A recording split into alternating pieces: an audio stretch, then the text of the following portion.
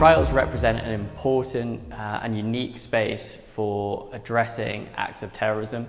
In particular, they're usually the first time that the various different parties to these events, including the victims, the perpetrators, and the first responders, are brought back together. They serve a number of judicial functions, including truth-finding, reconciliation, and ensuring that those who've committed wrongs are brought to justice. But at a societal level, they also serve this kind of broader purpose of addressing and attempting to bring some sense of closure to terrorist incidents that are often events of national trauma. In virtually all terrorism trials, procedural fairness mandates that the defendant must be given the opportunity to make a submission to the court.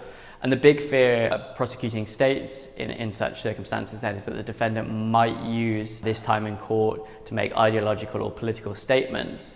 However, our research finds that actually instances of terrorist defendants making such statements are actually quite rare. One exception here being the case of Anders Breivik, who from the outset was very clear that he intended to use his trial as a stage to the world, and the idea here was to demonstrate his ongoing ideological commitment and also to kind of build up this idea that there were a number of people or audiences outside of the courtroom who shared the same or similar views to himself.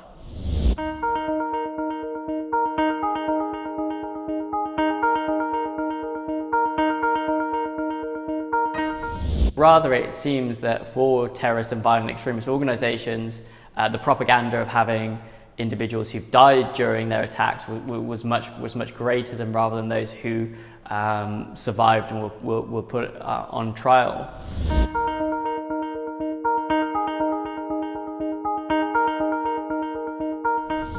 Concerns about the independence of judicial proceedings have often meant that states have been quite reluctant or nervous to communicate around the trials of terrorists.